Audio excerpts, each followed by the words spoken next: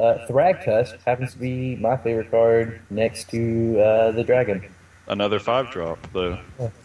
You're getting greedy in the 5-drops. Well, that card easily replaces Wolfir Silverheart, in my opinion. Wolfir? Yeah. The one who puts 8 power on the board? By By itself? I Yeah. respectfully 12 power? disagree. Okay. Yeah, I don't think that's better.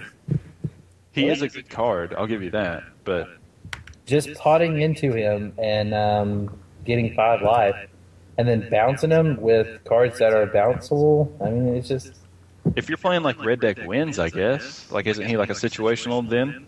Like, because you're only using him for the 5 life or whatever.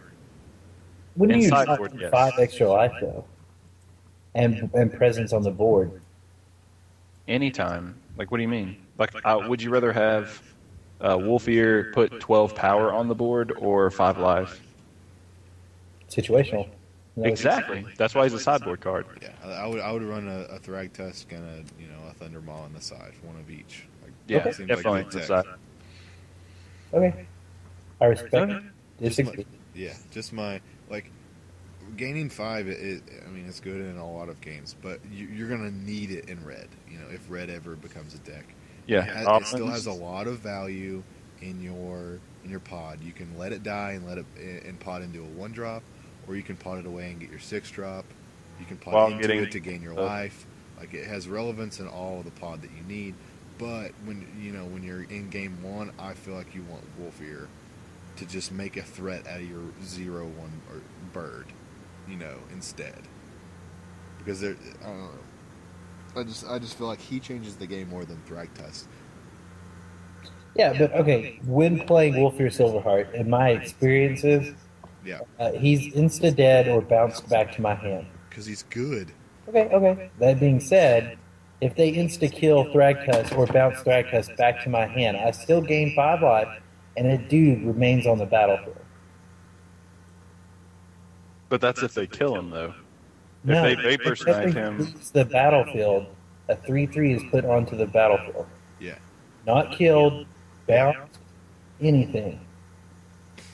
It's like when people. I understand what you're saying, and I think it's very valid.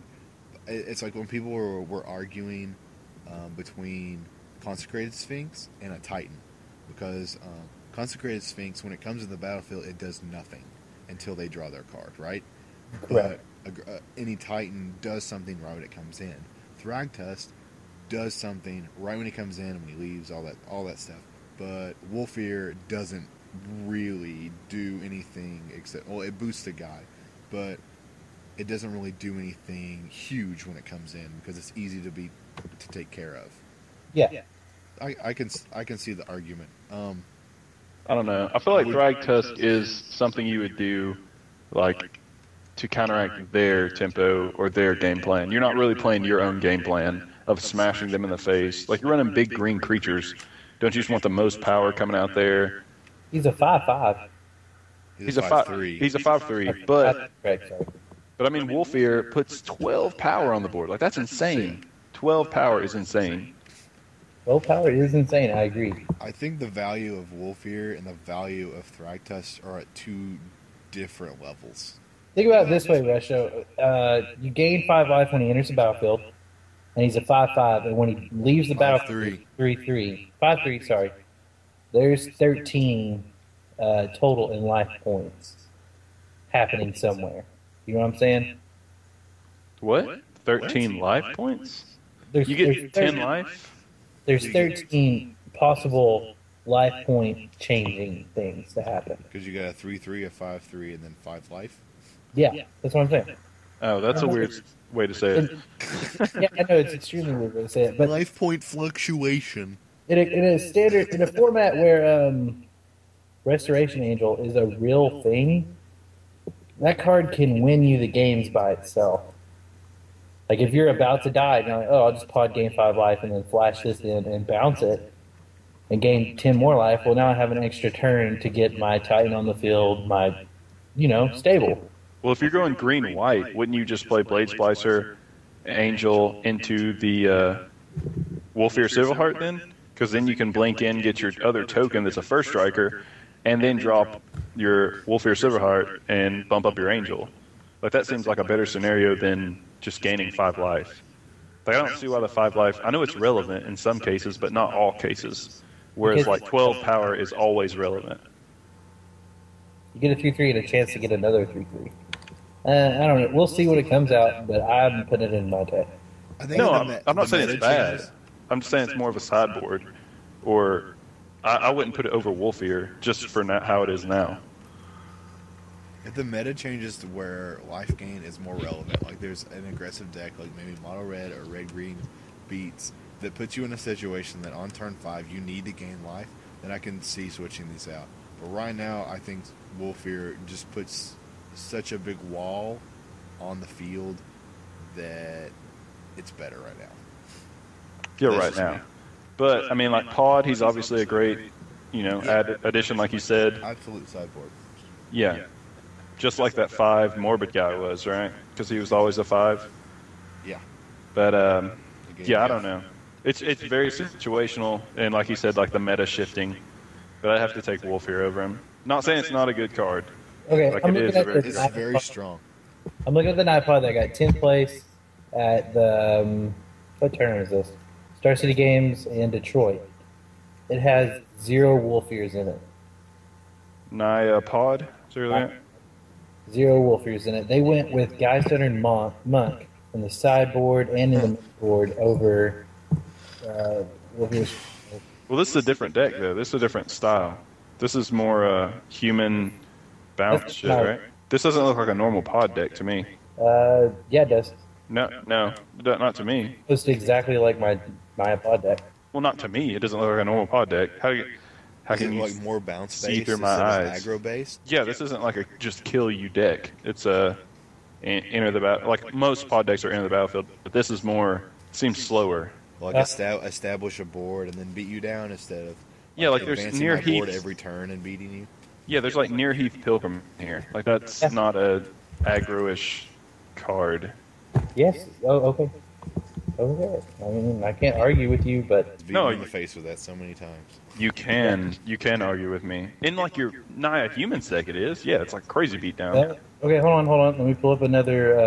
But if you're potting a creature like a bird away to get that guy, like it'd be late game, right? So you can lifelink something else. You were always dropping it like turn 2, turn 3, real aggressive, smashing at me. Yeah. Putting it with your token. Yeah, like anything. That'd be fine. Well, hold on. There, Brian what was it? Kibler? I can't remember who was Ryan Niapod. I don't remember. Hold on, let me look. Probably Kibler. He's kind of known to have been pushing it up. In Indianapolis, was it? No. Go on, keep talking about something else. I'm going to find this and bring it up in a second. Okay. So, the M11 duels are reprinted. Yay! And no, and everybody's mad. I would have rather had the aggro lands. Definitely. Yeah, I would too. I would too, but I mean, at least I already have my land base for the next year. Yeah. So far. So that's good. I don't have to get rid of them, or I wasn't going to sell them anyway, but it's kind of nice because I always like to have a playset of everything. So that'd be kind of cool. But whatever, that's about all. Kind of wanted to touch base on Omniscience for any EDH players because this card seems like a little ridiculous. I'm gonna run it. I will run it. You should, and run the combo with it. Anyway, Omniscience is a 3 blue and 7 colorless. It's a 10-drop enchantment. You may cast non-land cards from your hand without paying its mana cost. So that seems pretty good. How do we break it? Well, you grab an Academy Rector, which is it's a really old card from Urza's Legacy, I think, and it's a white and 3 colorless, and when it's 1/2, I think it's a 1/2 for 4. When it leaves the battlefield or goes to the graveyard, and instead exile it and search your deck for an enchantment and put it into the battlefield. So you 4-drop this thing, and then when it dies, you grab Omniscience and then barf your hand. I mean, that seems good, right? Or you can run America colors and drop. So you turn for that guy, and then you let him die. You drop Omniscience and slam World. Was it what's the red thing that just blows up everything? World Fire or something. Yeah, World Fire. You drop Yeah. that for free, exile all permanents, and then all the cards from your hands in the graveyards are exiled, and then everyone's life becomes 1 on like turn 5. It's pretty fun. Oh yeah, I just want to piss somebody off with that. I bet there's a lot of EDH players that just hate World Fire. Oh yeah, definitely. It ruins the fun. All right, I found the Kibler deck. Okay. Okay, Kibler's deck. He does have 2. Where'd it go? This is not Kibler's deck. Oh, here it is. Okay, he has 2 Wolfir Silverhearts in it, but he still has 4 Restoration Angels. You were talking about the bounce, right? No, I meant like as aggro-ish. Yeah. Anyway, go ahead. Is this what color is this pod? Is it still Naya? Okay. Yeah.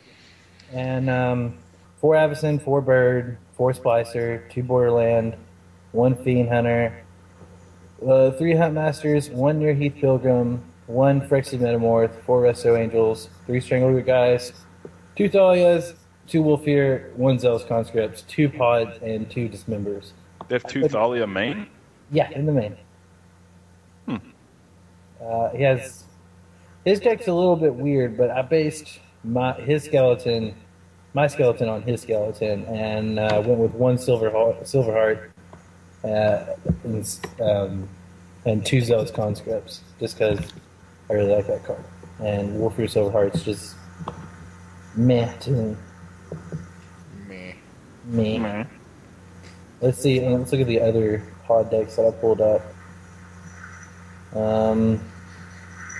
This one got 3rd place at somewhere in Holland, Michigan, and it has no Wolfir Silverhearts in it. So you're saying that since they don't have Wolfir, that they would have that card, the Throg's Dusk or whatever, instead? I don't know. Like I know some decks don't run it, but I thought we were talking about which one was better to run. Yeah. I mean, I can't know what Brian Kibler would do, but I think he would go with Thragtusk, just me personally, because his looks weirder than everyone else's. I don't know, we'll have to read and wait and see what happens, but I would rather have Thragtusk. Just because it stabilizes your deck, and in this format where black-white aggro tokens and Esper control is a big thing, it really helps. 5 life, you're saying? Helps? Yeah. More than 12 power would help. Right, that's what you're saying? Yes. Because it gives you more turns. I don't know. If they're swinging flyers in the air, like, regardless, they're going to... Like, Esper runs the Vault, right, for lifelink, Death Touch. So they're going to get in, gain life, and knock yours down by a lot anyway. And Delver's going to do the same thing. Like, I don't know. I would rather have just the power to, like, counteract their life gain. Not me gain 5.